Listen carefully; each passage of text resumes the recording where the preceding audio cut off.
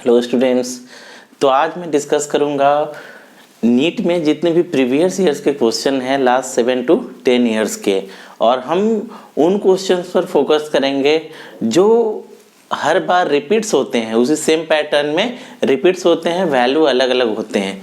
तो चलिए हम शुरू करते हैं फर्स्ट क्वेश्चन से जो नीट 2016 में आया था। ये क्वेश्चन बोलता है और ये जो क्वेश्चन हम कर रहे हैं ये मोशन ऑफ स्ट्रेट लाइन, जितना अभी तक questions motion of straight line से आया हुआ है नीट में अभी तक, हम उन क्वेश्चंस को आज सॉल्व करेंगे। ठीक है, तो first question is two cars P and Q starts from a point at the same time in a straight line and their positions are respectively, position हमें दिया हुआ है xp equal to at plus bt square and for the q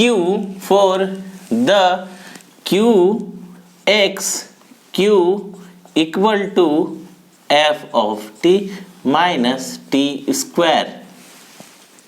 At what time, then question is asking that at what time do the cars have the same velocity, means किस time पे, late से वो time हमारा t है, किस time पे जो है velocity of body p will be equal to the velocity of car q, means किस टाइम पे ये दोनों का वेलोसिटी इक्वल होगा। अब जैसा कि दिख रहा है हमें कि ये जो इनका पोजीशन वेक्टर है p कार का एंड q कार का, it is a function of time, means we have to differentiate that to find out the values.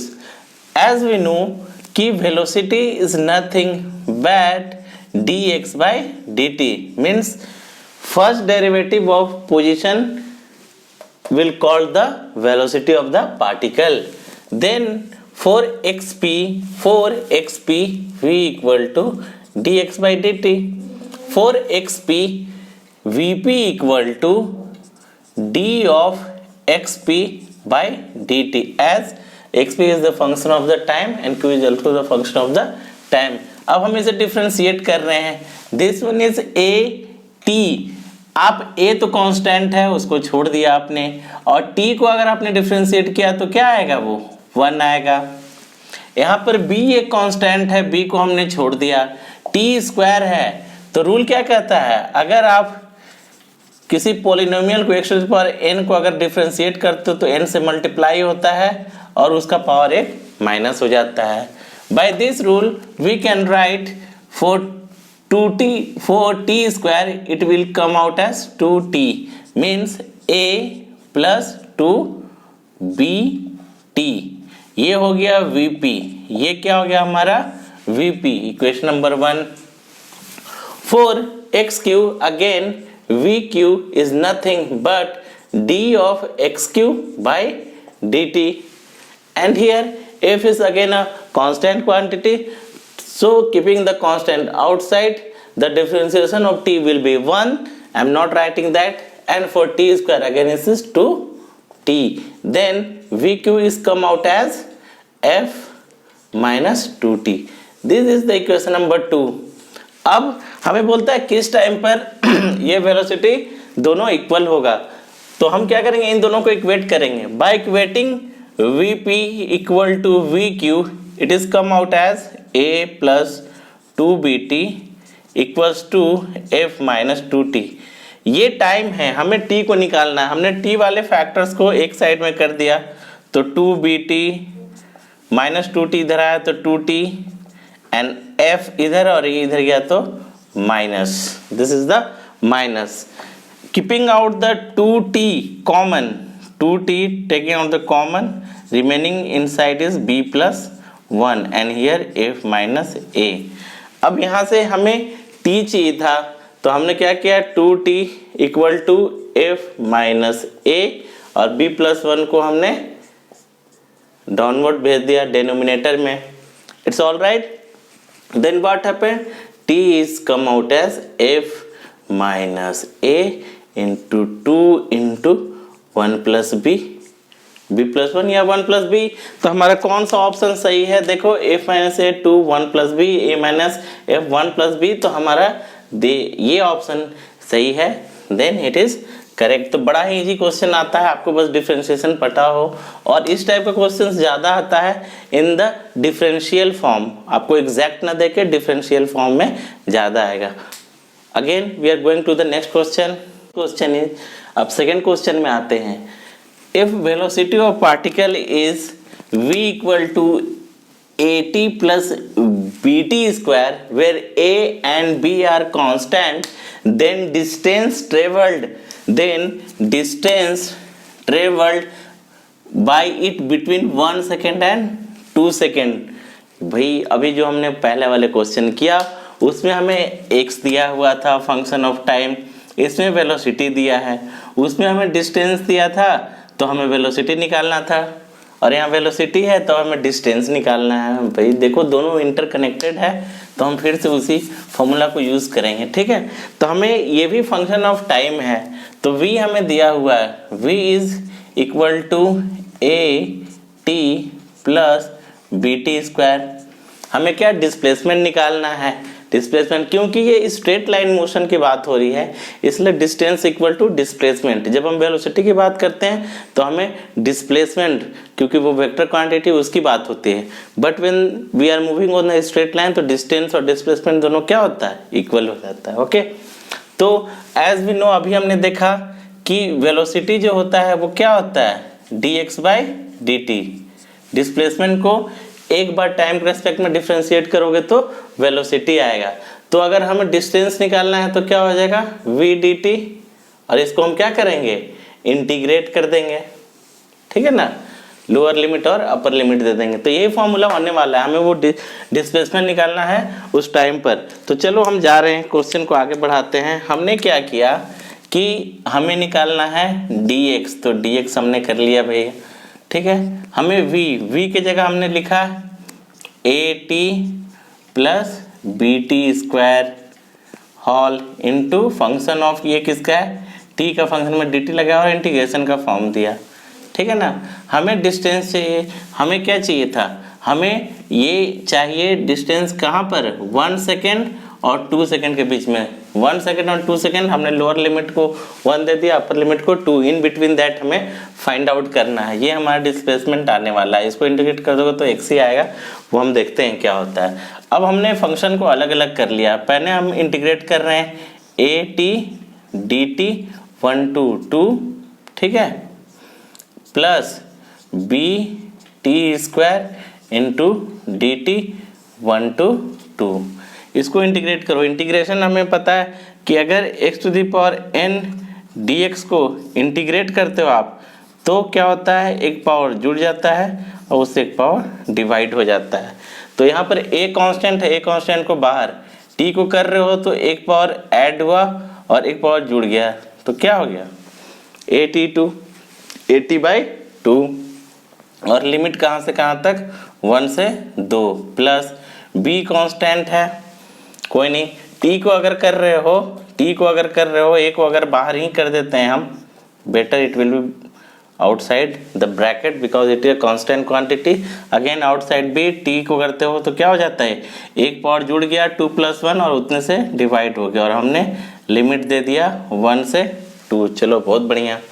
अब हम कर रहे हैं भैया a, पहले हम upper limit minus lower limit होता है, t की जगह अपर लिमिट क्या है तुम्हारा, सॉरी यहाँ एक पावर ऐसे जुड़ा तो ये टी स्क्वायर हो गया, ये t था एक पावर जुड़ा तो टी स्क्वायर का, अपर लिमिट 2 दे रहे हो टी स्क्वायर की जगह टाइम को तो 4, ठीक है, फिर 1 दे रहे हो तो 1 माइनस 1/2, 2 डिवाइडेड है, प्लस b, अपर लिमिट 2 दे रहे हो तो 8, फिर लोअर लिमिट 1 दे रहे हो तो 1/3।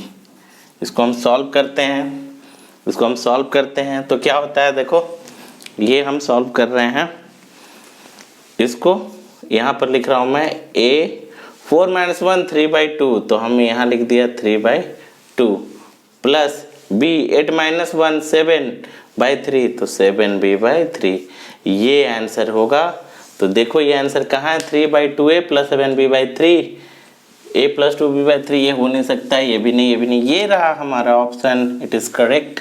ये आया था नीट 2016 में, तो डरने की बात नहीं है, क्वेश्चन ऐसे ही बनेंगे। आपको बार बार मैं कह रहा हूँ, आपको डिफरेंशिएशन और इंटीग्रेशन में स्ट्रांग होना पड़ेगा। ऑलरेडी मैंने मैथमेटिकल टूल में इंटीग्रेशन, डिफरेंशिएशन और ट्रिगोनोमेट्रिक रेशियोज को डिस्कस किया हुआ है, बड़ा इंपॉर्टेंट है, प्लीज़ आप देख लेना मेरा प्रीवियस वीडियो। चलते हैं हम नेक्स्ट क्वेश्चन में चलते हैं, करते हैं हम 2 क्वेश्चंस की बात करते हैं। ये न्यूमेरिकल टाइप नहीं है, थ्योरेटिकल है, जिसका आपका नॉलेज होना चाहिए। जैसे दोनों एक टाइप के क्वेश्चंस है, और ये मैंने एम्स से उठाया है क्योंकि इस टाइप के क्वेश्चन भी हमारे नीट में आते हैं और हमें जानना चाहिए, और हमारा थोड़ा कॉन्फिडेंस लेवल हाई होगा कि भैया एग्जाम कोई भी हो आपको बेसिक कॉन्सेप्ट पता होना चाहिए।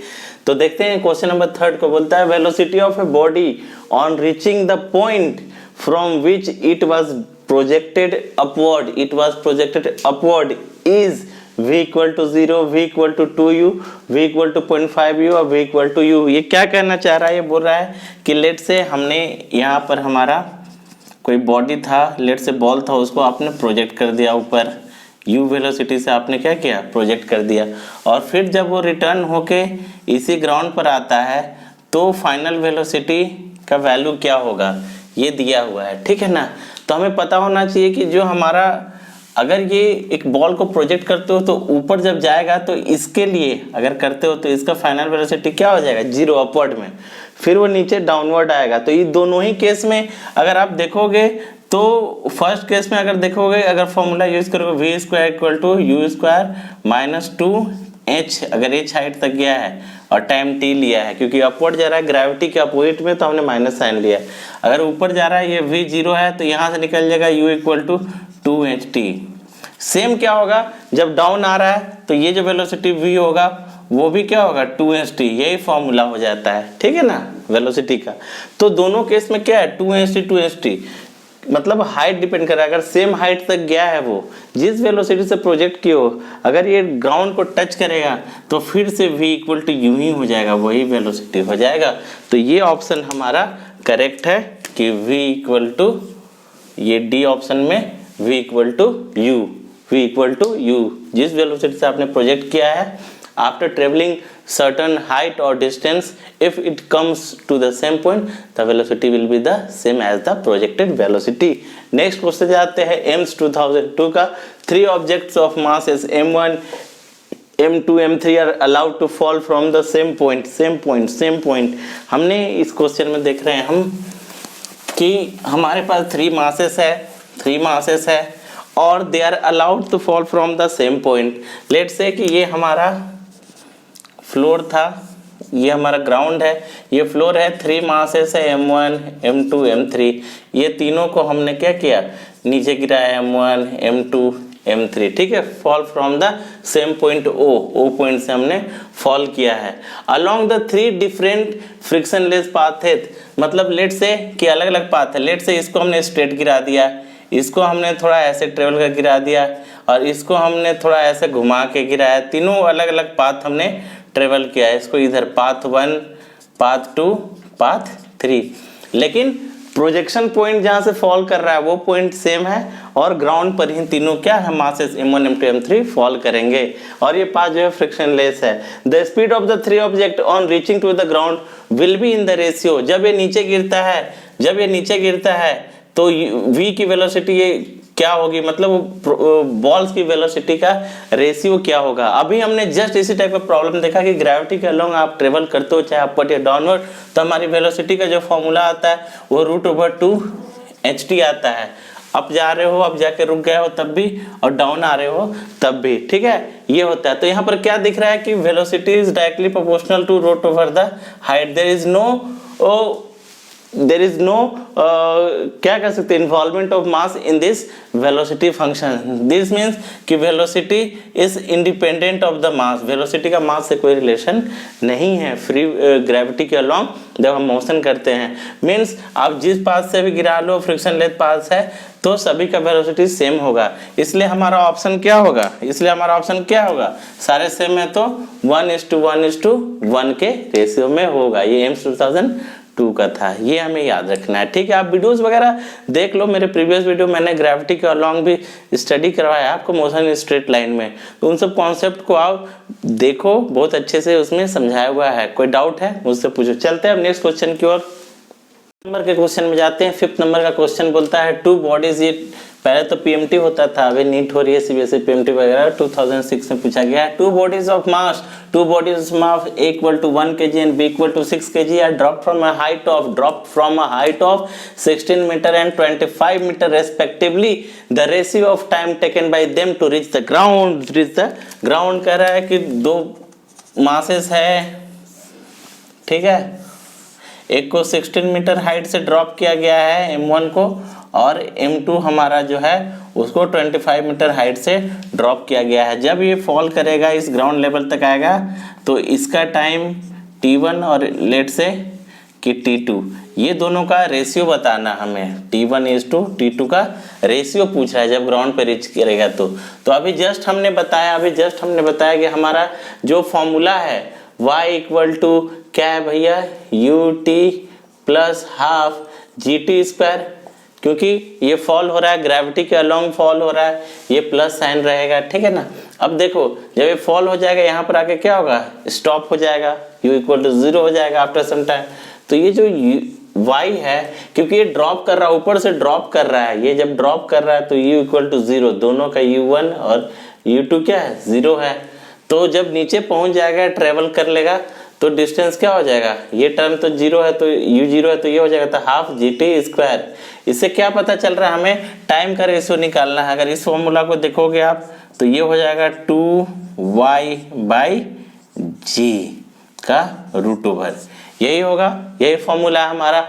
मीन्स जो हमारा टाइम है डायरेक्टली प्रोपोर्शनल है √y। मीन्स ये जितना हाइट से ड्रॉप हुआ है, डायरेक्टली रेशियो निकालना है, तो हम टाइम का रिलेशन डायरेक्ट हाइट से देखेंगे, क्योंकि हमें हाइट दिया हुआ है, ठीक है, क्योंकि जी वगैरह तो बाकी कॉमन हो जाएगा।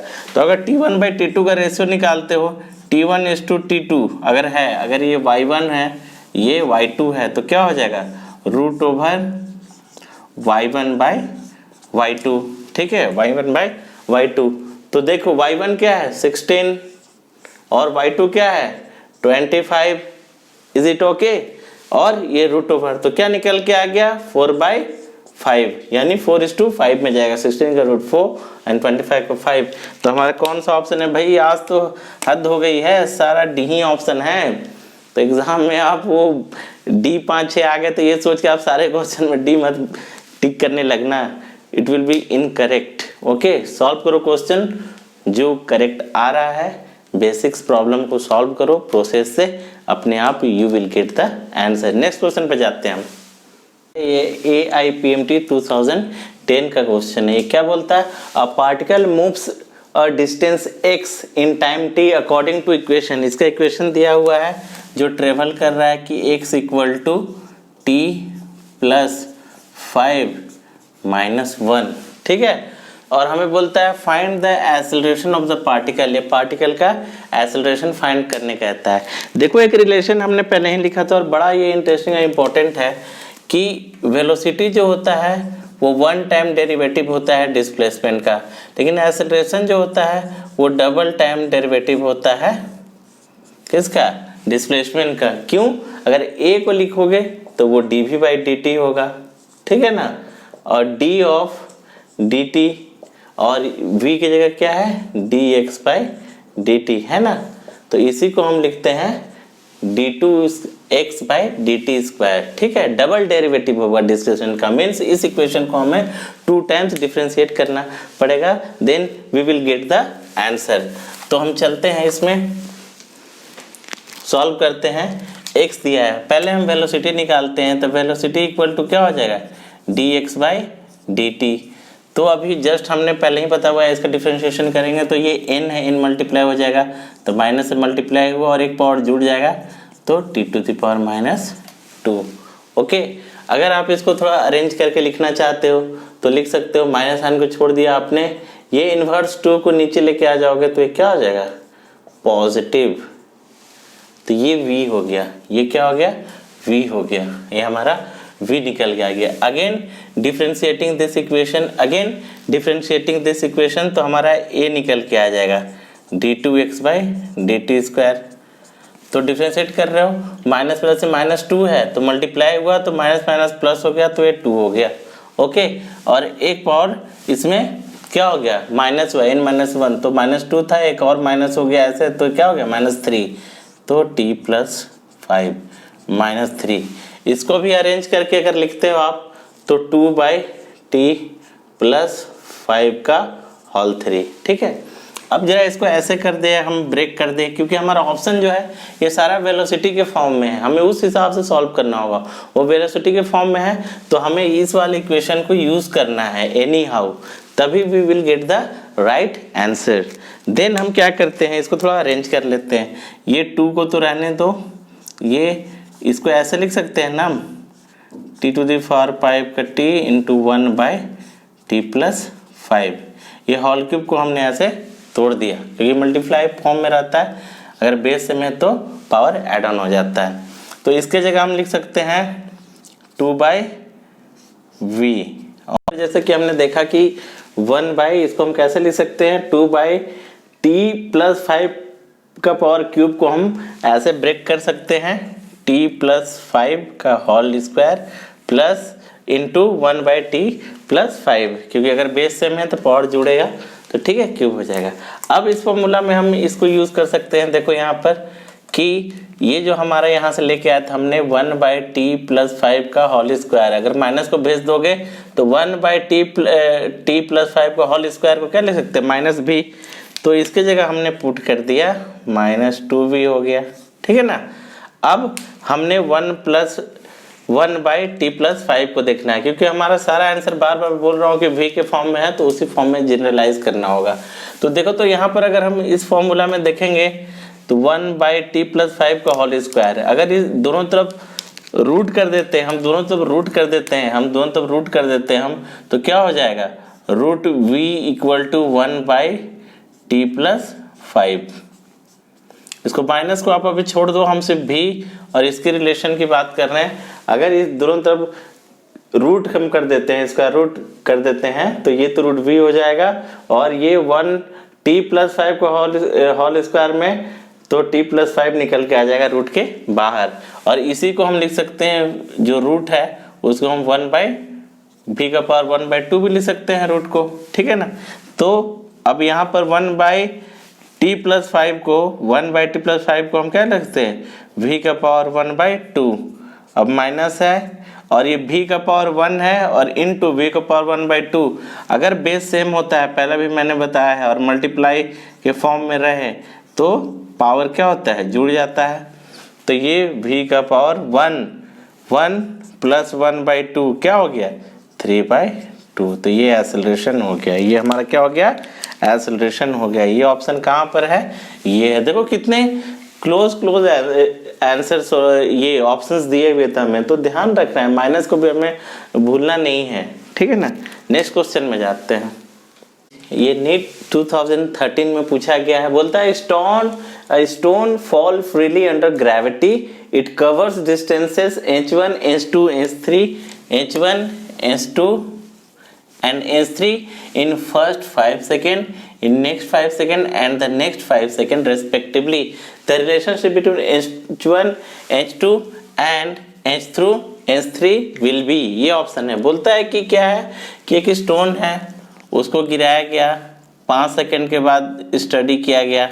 ठीक है, ये 5 सेकंड में ये पहुंचा h1 डिस्टेंस, फिर नेक्स्ट 5 सेकंड में ये पहुंचा h2 डिस्टेंस, और फिर नेक्स्ट 5 सेकंड में जो है ये पहुंचा है समथिंग h3 डिस्टेंस ये ट्रेवल किया।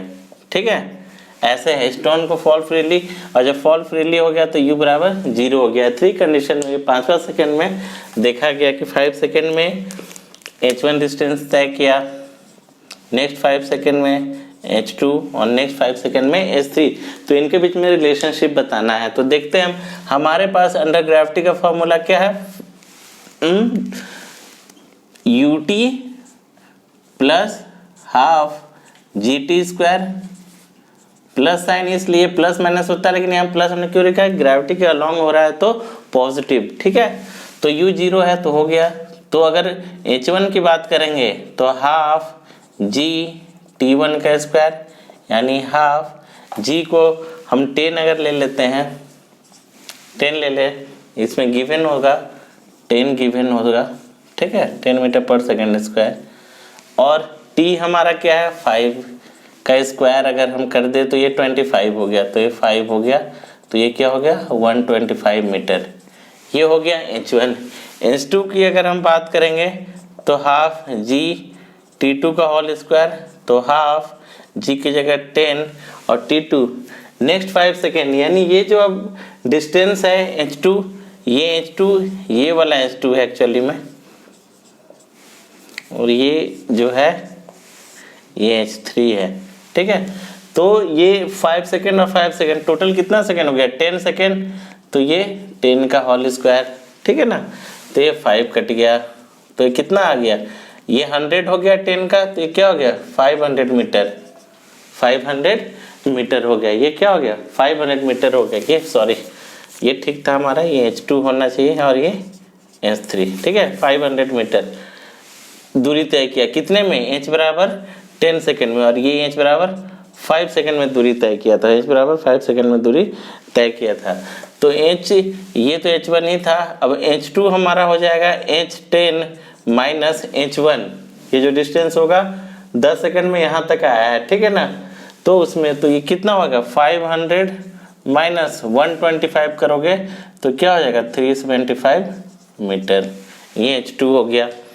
अब h3 निकालना है, तो h बराबर 15 सेकेंड में, देखो h बराबर 15 सेकेंड में कितना तय किया, हाफ g t3 स्क्वायर, ठीक है, तो हाफ g और 15 का होल स्क्वायर, ठीक है, 15 का होल स्क्वायर, तो ये तो 5 से कट गया, और 15 15 क्या होता है 225, और 225 को आप 5 से करोगे तो 5 1 10 11 12, ठीक है, एंड 10 फिर से करो, 225 को 5 से किया हमने, 2 10 12 10 11 25, तो ये आ गया हमारा 11 25 मीटर।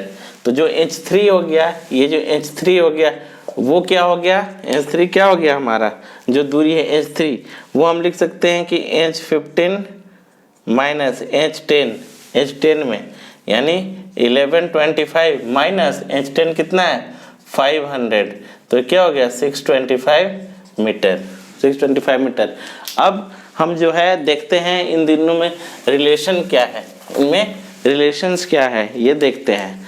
तो h1 पाई हम लिख देते हैं 125, ठीक है, इक्वेट करते हैं h2 बाई 375 जो हमारा h2 निकल के आया है, और h3 ये h3 है हमारा, h3 बाई 675, ठीक है। ये 125 से काटोगे तो ये आ जाएगा, ये 3 टाइम्स आ जाएगा और ये 5 टाइम्स, तो आ गया h1 by h2 by 3 by h3 by 5। ये रिलेशन है तीनों के बीच में, यानी कौन सा ऑप्शन सही है, बी ऑप्शन। बहुत देर के बाद डी ऑप्शन से हमने मूव किया बी ऑप्शन में। ओके, नेक्स्ट क्वेश्चन देखते हैं। तो ये नेक्स्ट 2 क्वेश्चन है हमारा और लास्ट क्वेश्चन हम करेंगे। एक क्वेश्चन बोल रहा है कि ये जो है automobile is travelling at a speed of 60 kilometre per hour, can brake to stop within a distance of 20 metre. अगर 60 किलोमीटर पर आवर से वो कार चल रहा है और वो ब्रेक लगाता है तो 20 मीटर वो डिस्टेंस जाकर वो रुक जाएगा ब्रेक लगाने के बाद। If the car going twice as fast, अगर वो कार ट्वाइस फास्ट चले यानी 120 किलोमीटर पर आवर से अगर वो चलाता, then stopping distance will be, तो स्टॉपिंग डिस्टेंस क्या होगा, स्टॉपिंग डिस्टेंस क्या होता है, ब्रेक मारने के बाद कितनी देर में आपका व्हीकल रुक जाता है, वो जो डिस्टेंस ट्रेवल करता है ब्रेक लगाने और कार के रुकने के बीच का जो डिस्टेंस होता है उसको स्टॉपिंग डिस्टेंस कहते हैं। तो हम जानते हैं कि हमारा जो होता है एक फॉर्मूला है v square equal to U square plus 2as, ये स्टॉप हो जाएगा तो v इक्वल टू 0 हो जाएगा, तो ये टर्म 0, तो u square equal to 2as हो जाएगा। तो ये जो हमारा स्टॉपिंग डिस्टेंस है वो डायरेक्टली प्रोपोर्शनल होता है। ये भूलना नहीं है कि स्टॉपिंग डिस्टेंस जो हमारा है वो डायरेक्टली प्रोपोर्शनल होता है इनिशियल वेलोसिटी का, ठीक है ना। तो हमें स्टॉपिंग डिस्टेंस क्या होगा वो निकालना है। तो हमारा s1 बाई s2 अगर करते हो तो ये हमारा क्या आएगा, u1 का स्क्वायर बाई u2 का स्क्वायर होगा ना। तो ये क्या है, u1 क्या है हमारा, अगर u1 u है तो बाद में क्या है उसका ट्वाइस कर दे रहा है, डबल हो जा रहा है स्पीड, 60 से 120, इसका होल स्क्वायर हो जाना चाहिए, ठीक है ना। तो ये हमको निकालना है s2। s1 हमारा कितना दिया हुआ है, फर्स्ट स्टॉपिंग डिस्टेंस हमारा दिया 20 मीटर, तो 20 बाई s2 इक्वल टू u कट गया और 1/2 का होल स्क्वायर क्या हो गया 1/4। This belongs to s2 equal to कितना हो गया 80 मीटर्स। ये हमारा ऑप्शन हो गया, 4 टाइम्स हो गया, ठीक है ना। 4 टाइम्स स्पीड को डबल किए तो स्टॉपिंग डिस्टेंस क्या हो गया 4 टाइम्स बढ़ गया, ठीक है। तो ये हमारा option C equal to 80 metre correct है।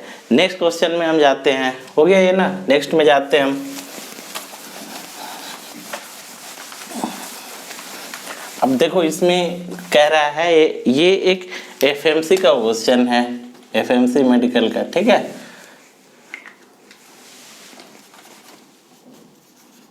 ठीक, अब देखो एरिया ऑफ, ये बोल रहा है area of acceleration displacement curve, area of acceleration displacement curve मतलब एक कोई कर्व है, इधर एक्सेलरेशन है, इधर डिस्प्लेसमेंट है, ठीक है ना, इधर डिस्प्लेसमेंट है। तो बोलता है इसके अंदर जो कर्व है, ये जो कर्व मान लो ऐसे, तो इसके नीचे का जो एरिया होगा वो which gives what, total change in energy, impulse change in momentum पर यूनिट एरिया और चेंज इन काइनेटिक एनर्जी पर यूनिट मास। पहली बात तो ये हमें जानना है कि जो कर्व होता है, कोई भी कर्व आप बनाओगे, ठीक है, अगर दो हम वेक्टर क्वांटिटी को ले रहे हैं, हम उसके अंदर कर्व होगा, तो पहली बात जो एरिया निकलेगा, एरिया निकल रहा है इसका, वैसे फिजिकल क्वांटिटी के बीच में मल्टीप्लिकेशन का रिलेशन होता है, यानी एक्सेलरेशन इनटू ये रिलेशन होगा कहीं ना कहीं डिस्प्लेसमेंट और एक्सेलरेशन में। जैसे कि आप एक कर्व बनाते हो हमारा वेलोसिटी टाइम ग्राफ, और इसके अंदर का जो कर्व होता है वो हमारा क्या देता है डिस्प्लेसमेंट। क्यों, वेलोसिटी टाइम डिस्प्लेसमेंट निकालोगे तो क्या होगा, वेलोसिटी इनटू टाइम मल्टीप्लाई, दोनों में मल्टीप्लिकेशन का रिलेशन है। इसलिए कहीं ना कहीं ये जो कर्व है उसमें एरिया जो है एक्सेलरेशन और डिस्प्लेसमेंट का क्या है मल्टीप्लिकेशन है। तो हम इसको सॉल्व करने का सबसे अच्छा तरीका है यूनिट एंड डायमेंशन मेथड का। तो एक्सेलरेशन है, इसका यूनिट क्या होता है एक्सेलरेशन का, मीटर पर सेकेंड स्क्वायर, और डिस्प्लेसमेंट का मीटर, तो मीटर, तो L square by second square को क्या लिख सकते हैं हम टी स्क्वायर, तो क्या होगा एल टी माइनस 2। ये इसका डायमेंशन निकल गया, जो भी एरिया होगा, जो भी फिजिकल क्वांटिटी आ रहा है उसका डायमेंशन हो गया L square T minus 2, L square T minus 2, ठीक है। तो अब मैच करेंगे इसमें, जिसका भी ये डायमेंशन मैच कर गया वही होगा। टोटल चेंज इन एनर्जी का डायमेंशन निकालना चाहते, कोई भी एनर्जी का डायमेंशन, काइनेटिक निकाल लो या पोटेंशियल एनर्जी निकाल लो, सबका बराबर ही आएगा।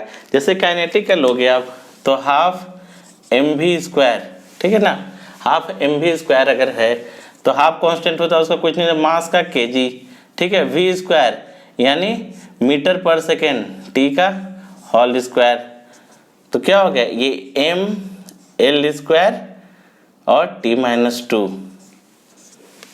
2। तो देखो टोटल एनर्जी का तो ये है नहीं, ठीक है। इम्पल्स क्या होता है f into T, force into time, तो फोर्स क्या होता है मास इंटू एक्सेलरेशन, और एक टी इधर है कट गया तो सिर्फ क्या निकल के आया एल निकल के आया, वो भी नहीं मैच कर रहा है। अब मोमेंटम पर यूनिट मास, मोमेंटम क्या होता है change in momentum, mass into velocity, पर यूनिट मास है तो कट गया तो सिर्फ वेलोसिटी का आ गया, तो एल बाई टी यानी एल टी माइनस 1, ये भी मैच नहीं कर रहा है। अब देखते हैं चेंज इन काइनेटिक एनर्जी पर यूनिट मास, ये चेंज इन काइनेटिक एनर्जी हमने निकाल रखा है, यहाँ से निकाल रखा है ना।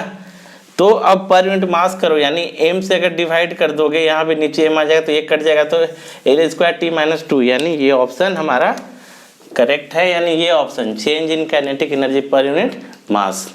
तो देखो मैंने हर टाइप के क्वेश्चन को कर दिया है, कर्व से जितने भी क्वेश्चन आते हैं ना आपके डिस्प्लेसमेंट वाले, वेलोसिटी वाले, उसको थोड़ा और अच्छे से आप स्टडी कर लेना। नेक्स्ट में हम आगे और डील करेंगे नेक्स्ट चैप्टर में भी जितने भी प्रीवियस ईयर के क्वेश्चंस आए हुए हैं। मैं डिफरेंट टाइप्स के हर टाइप्स के क्वेश्चन को डील कर दे रहा हूँ ताकि आपको क्वेश्चन कोई भी नया न लगे, पैटर्न सेम रहता है और प्रॉब्लम्स चेंज होते रहते हैं। Thank you.